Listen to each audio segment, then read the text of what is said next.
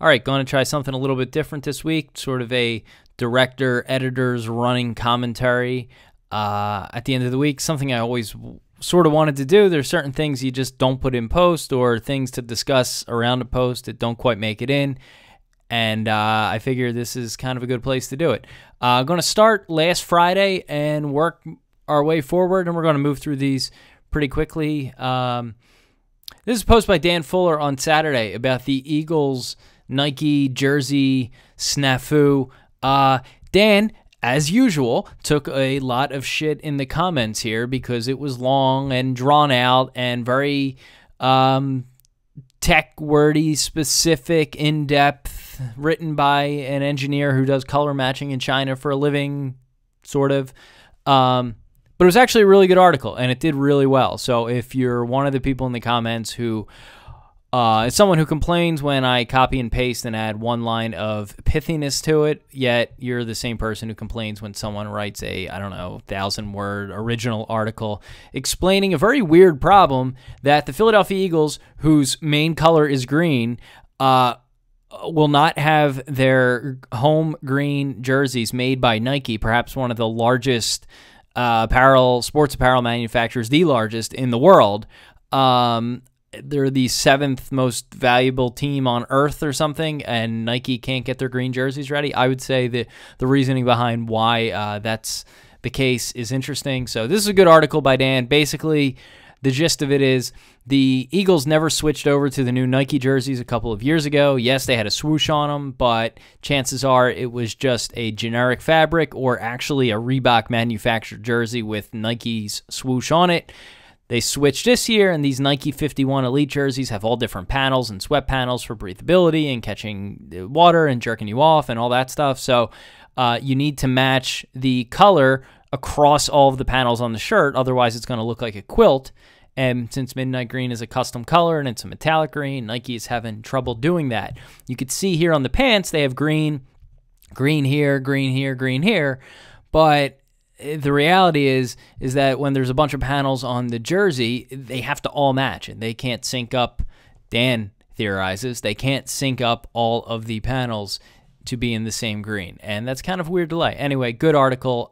F you if you had a problem with it, because it was actually quite in-depth, and if you can't understand a word that's more than 4 syllables, then that's your problem, not ours. Let's move it forward to Monday, the Monday morning roundup. I'll just kind of go, we'll hit the Tanny stuff towards the end here, but some of the stuff that was included in the roundup. Love how Jeff Carter's now wife tweeted the video from La Costa of Tanny's walk-off win last Sunday night. Where else would they be? The newlyweds on their honeymoon season, besides at La Costa when you make $55 million. Love the Zion Spearman. We'll talk about him in a little bit. Tim Legler at Shenanigans last weekend. Tim, I think I wrote this in the post. Yep, he has ruled the Princeton for years. Always see him there. Heard a lot of Tim Legler stories from the shore. Don't know how true any of them are, but if you have one, love to hear it. If you have pictures, love those even more. Let's move forward a little bit here.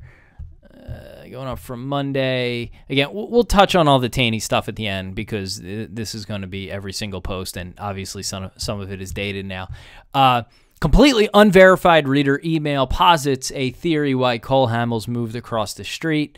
There's a picture of Heidi Hamels braless.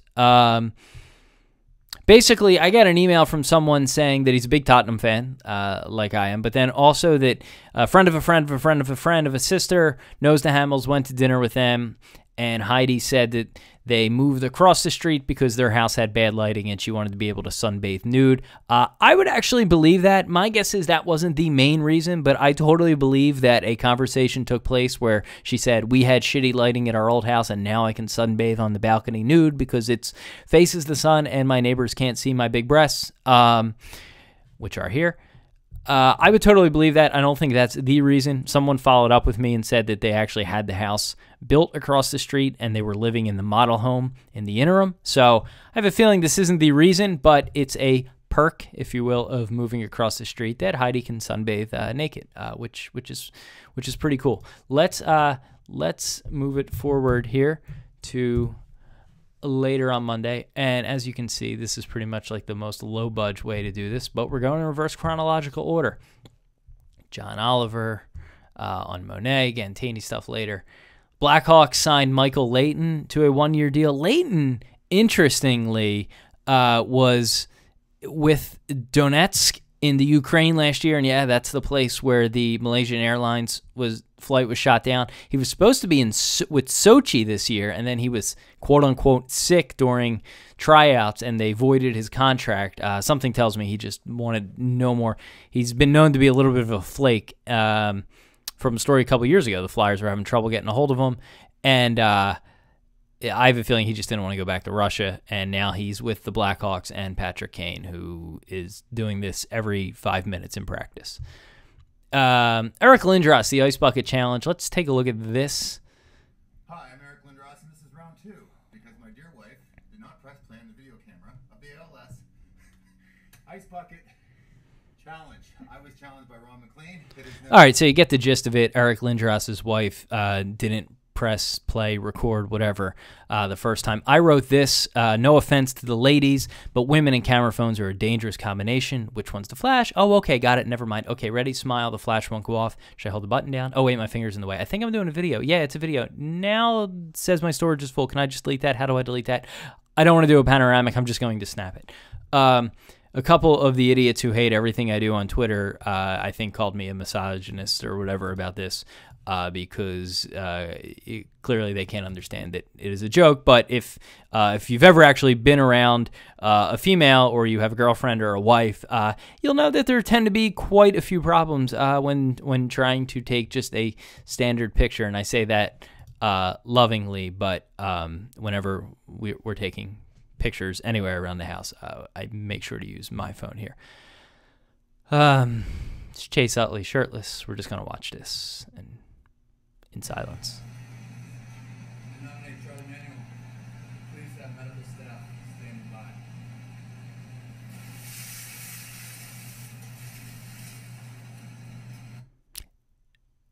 Yeah, that's hot. Moving forward, the Inquirer tried to charge how much for an ad? This is not really a sports thing, but basically, the Inquirer tried to charge $60,000 for a controversial ad. They went down to $50,000 on a circulation of 362,000. For those of you who don't know, advertising rates for the most part are calculated by a CPM, or cost per 1,000 impressions, which means for exactly what it sounds like it means. For every 1,000 times that ad is shown or seen, this is your cost. Those rates could vary anywhere from $1 to $15. And I would say online, you're lucky to get 4 or 5. In newspapers, that number, could go much higher. Basically, it's absurd because by charging $60,000, the Inquirer was asking for anywhere between $166 and $333 per 1,000 impressions, based on some estimates I did. But anyway, that's absurd. I think that newspapers forever have been charging a premium because back in the day, they were the only option. If you wanted to reach readers in a market, then you had to be in the newspaper. So not a lot of competition. They could charge whatever they want. With online, people can see that the return, if you're paying $1,000 for an ad in a newspaper, you probably weren't getting that return immediately. Not that it didn't work, but you were paying proportionally more than you wanted to. With online, you can track sales almost one-to-one and know exactly what you're getting in return for your advertising buck, even though there is the intangible of a long-time exposure thing. You might see an ad for something, not buy it now, but see it in 3 months walking down the street and say, oh, I know them. So, yeah, there are certain things you can't measure, but between competition and advertisers being able to track success online, newspapers aren't able to get those per 1,000 rates, regardless of their circulation anymore. So if you're listening, I will charge you what I put here, $2.30 per 1,000. That will be $3,000 for 1 month and get you 1.3 million impressions. And those impressions will be from around 300,000 unique visitors. So different people.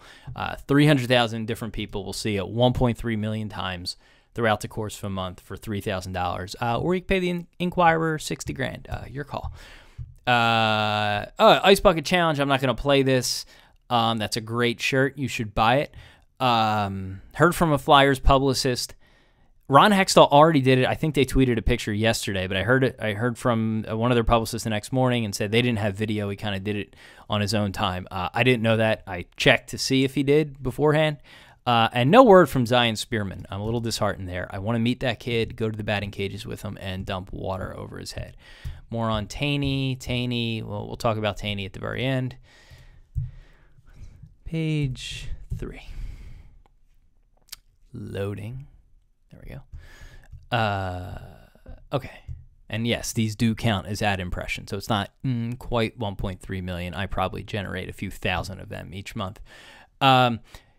Scott O'Neill, Devils and Sixers CEO Scott O'Neill says a new mascot is likely coming this fall. It's in the development. They have kids as part of a focus group to help design and with the name. I'm assuming that research is almost done because school's coming back.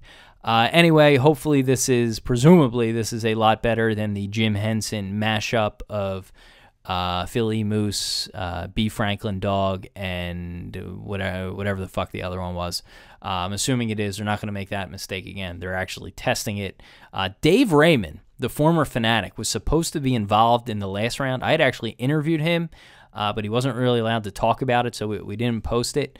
But I don't think it ever reached that point. When they released the horrible Sixers choices, Adam Aaron, a few years ago, I don't think it was straight from Henson, and it was never actually in the hands of Dave Raymond to do what he wants to do, and he came out with a Phantoms mascot last week, which looks like the Fanatic, so I assume that whatever he would have done was make it green and furry and have a tongue that sticks out.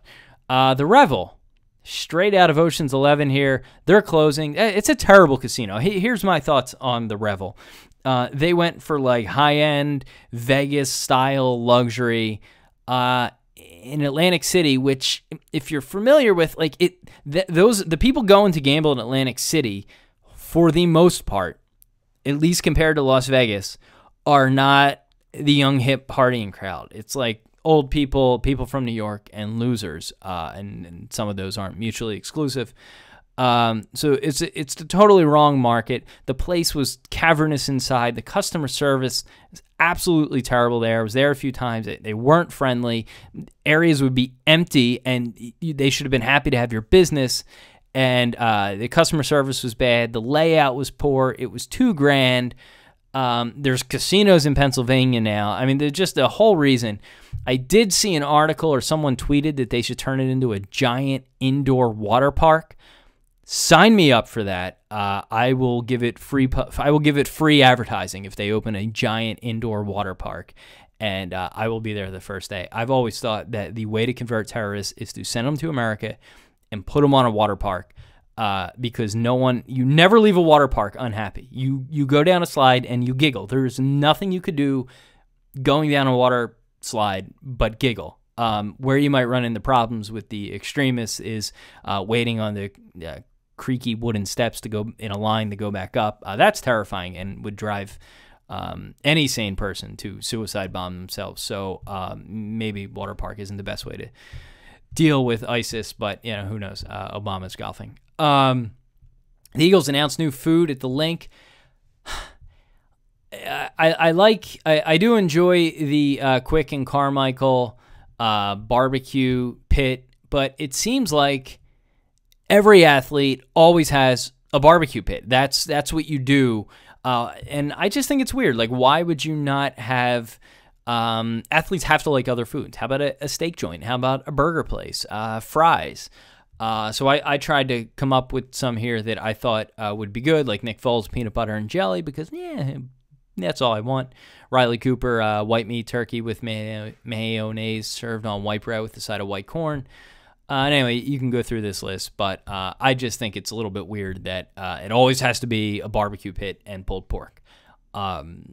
Let's switch it up. I don't know. I mean, Chase Utley is destined for a sushi stand at Citizens Bank Park in a few years. Something tells me he's not going to sit there and sign autographs though, like Monet is here. Let's keep moving along. Okay, the Chip Kelly headfirst dive into an inflatable pool. Let's get the audio on this.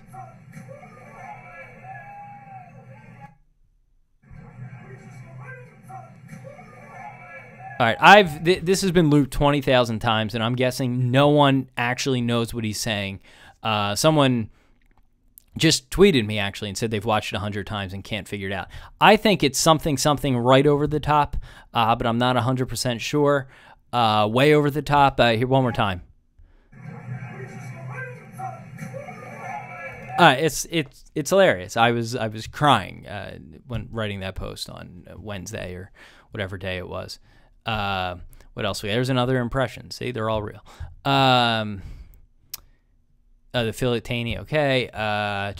Eagles traded for a kicker. All right, Alex Henry stinks, so this guy can't be any worse, but I do like the fact that the kicker mixtapes are pretty much the most boring things on earth. It starts off like a corporate conference call with his information, his agent's phone number overly zoomed in, and email address. These are the calls that we are working out with today.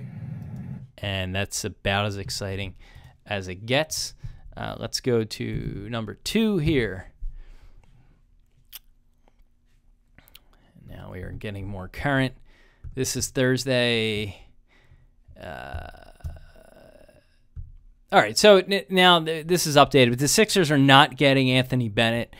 This was originally a Daily News report from Bob Cooney and some kid I never heard of who actually wrote it on behalf of Cooney, I think. Anyway, the original report was pretty certain that Anthony Bennett was coming to the Sixers in exchange or as a result of some sort of circumventing of the salary cap, trade restrictions for Thaddeus Young. He's not now. The Sixers are getting 2 expiring contracts, and that sucks. Anthony Bennett is probably going to be the biggest bust number 1 pick of all time, but I like the idea of having another lottery pick, a number 1 pick, basically for free, and a chance to see what he has. And if you doesn't have what you like, he's gone in 2 years when your other number 1 picks are allowed to come to America. Let's see, the Thursday roundup was a lot of Tanny stuff. Tanny. Okay, the shirts. Commenters don't like any T-shirt, so that's fine. Even the ones that sell thousands, but whatever. I happen to like the design. I think this is a shirt. The font, by the way, people are complaining about the font. That is the font Notre Dame uses on their Play Like a Champion sign. If you didn't get that and complained about it, screw you. Anyway, the shirt's selling pretty well. I am donating 20% of the profits from the shirt. Why not 100? I don't know, because I don't want to front money to design the shirt and have it printed and stock it and then give all the money away. This is a business, not a charity. But I do plan on donating 20% of the profits from the shirt through Tanny Baseball's donation link. That money goes to over 1,000 boys and girls who play baseball and basketball in the city. I'm assuming facilities, equipment, and stuff like that, and make sure everyone could play. So it's a good cause. The folks from Tanny actually saw it and reached out and sent me an email to be in contact. So that said, this isn't a Tanny shirt. It's a shirt really for girls who I think should be empowered now that Monet was so awesome on the national stage. It's for women and girls and kids, and we've had a lot of parents buying it for daughters and a lot of women buying it, and predictably not a lot of men. But if you're a dude, they do come in men's sizes.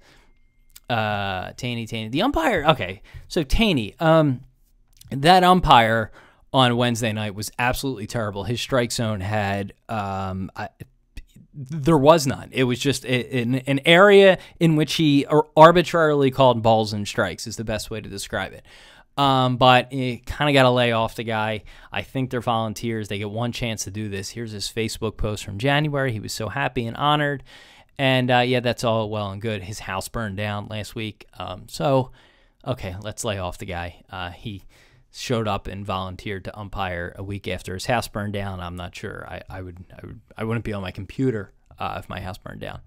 Tanny and their records, their ratings, 14.9 rating, for those of you who don't, is absurdly good. That means that 14.9 percent of households that were watching TV in Philadelphia had on the game. Now, that might not sound like a lot, but that's a lot. I mean, the Super Bowl only gets like 50%, or not even. That beat the Winter Classic locally, 11.9. The Phillies' average rating in 2011, when it was the highest in baseball, which was 9.1. It beat Game 1 of the Flyers-Penguins series in 2012, which was on a weekend on NBC. And the Phillies' last year rating, and I'm sure this year, is probably literally a fraction of a fraction. Some number can't even compute. So this is actually big business for ESPN. So if people want to bitch about me making a few bucks on a generic, positive, upbeat T-shirt, then you should also bitch about ESPN collecting millions in advertising revenue off the kids who aren't getting paid. What do we got here? Flyers finally hired an analytics guy. No one, stick, pump, fist, bump, tap, whatever, to Broad Street Hockey for finding this. This is all we know about Ian Anderson. He used to work for the Capitals. He was a team services manager. That's like the guy, I think, who like books hotels, equipment, does all that stuff for the team. Before that, he was their regional sales manager and has ticket sales listed as expertise. So I'm assuming sales here implies ticket sales. So yes, the Flyers now have the Capitals ticket sales guy running their analytics department, but he does have a Master of Science in Predictive Analytics. So I like this move. Anyone who specializes in this is a huge upgrade from Paul Holmgren's philosophy of judging guys on how hard they can swing their stick, and the less teeth you have, the better. I don't think those were accurate metrics to be using. This was an old mashup I had made with the Flyers scouting staff from a video on their website and Moneyball, and I actually think it was pretty good. What else? This was a Deadspin article written by Will Leach, who founded Deadspin and is now no longer with them. He's with the very recently reduced staff of Sports on Earth, which is part owned by Major League Baseball.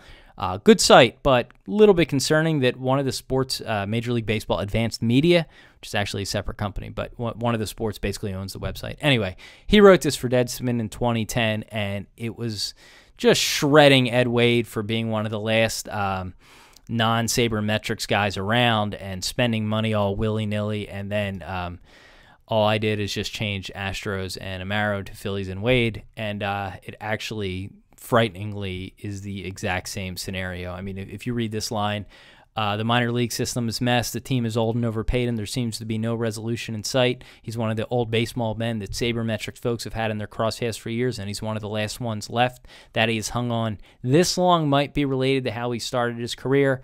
Most teams realize that building the farm system, keeping young players around, and cost-controlled understanding your window of opportunity and punting when it's closed.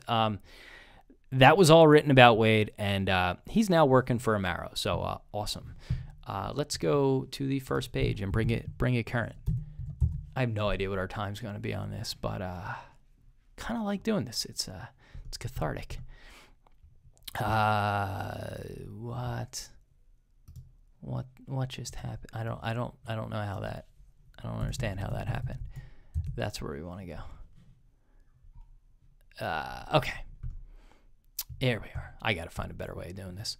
The Phillies are not in on the Cuban guy.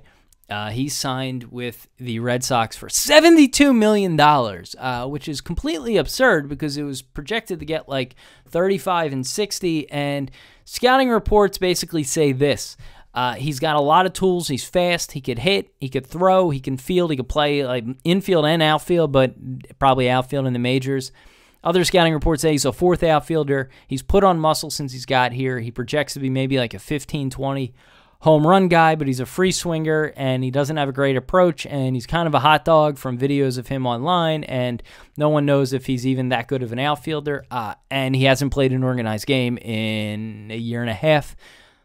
So the fact that he's getting $72 million is nuts, but the Red Sox actually retooled, and maybe this is another piece they need. By all accounts, he projects to be an adequate player But if I'm the Phillies, I'm nervous because you signed Miguel Alfredo Gonzalez to whatever smaller amount he got last year, and he will probably never pitch in the majors from the sounds of it.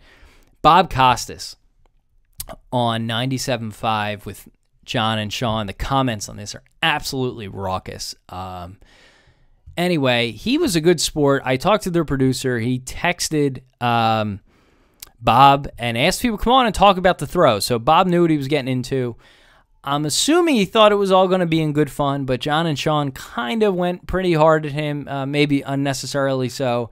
And Bob took offense to it because Bob tells poems and takes offense to things that really aren't that serious because he seems like sort of an uptight dude.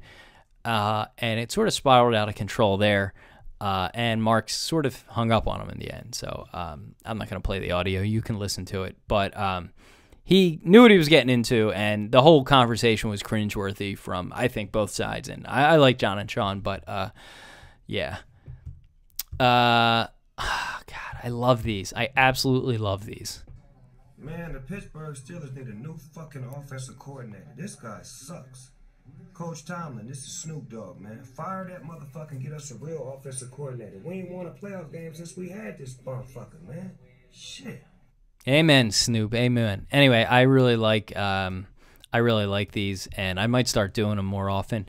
By the way, just gonna call out a little something here.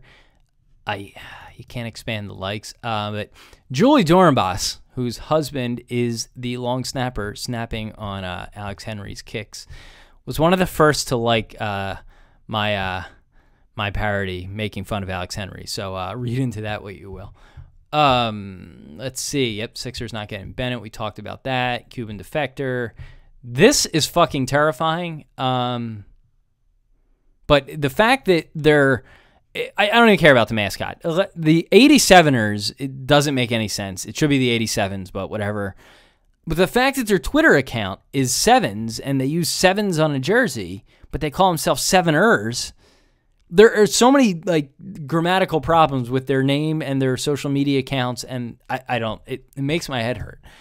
I'm not gonna read this because there's a lot of nasty shit in here. But this guy who emailed Jeff McClain somewhat impressively weaved together his overt racism and homophobia, claiming that the writers who use Shady's names are gay for shady. And plus, the reason why black guys use nicknames is because when they're getting arrested, they can't dime on their brothers because they all have nicknames and no one who know who Shady's is. I mean, this is racist, but I do appreciate the guy explaining his disdain for black people having nicknames. I mean, quote, I mean, for you brainless twits, when a cop asks for who committed the crime, all you can identify them as by Shady is by all you can. Wow, I'm Mayweathering this.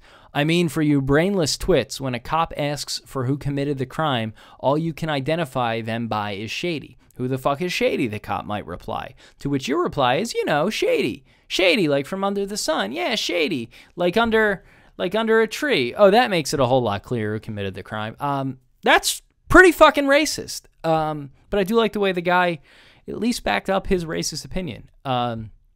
And there was actually some media critique under here that was worthy on top of all of the Klan hoods.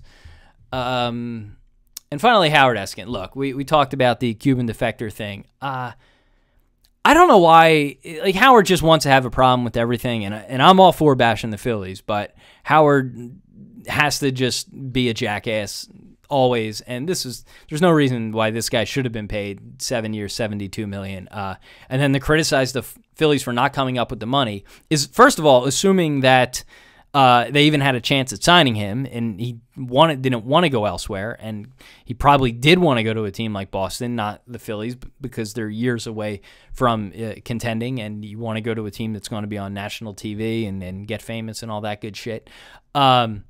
But even if that was the case, they made the right decision to not pay him. So he's an asshole. I'm an asshole. That was the week this week. Jim's was on vacation. I'm flying solo. I need a beer now. See you, I don't know, at some point over the weekend. I'm sure I'll do a post.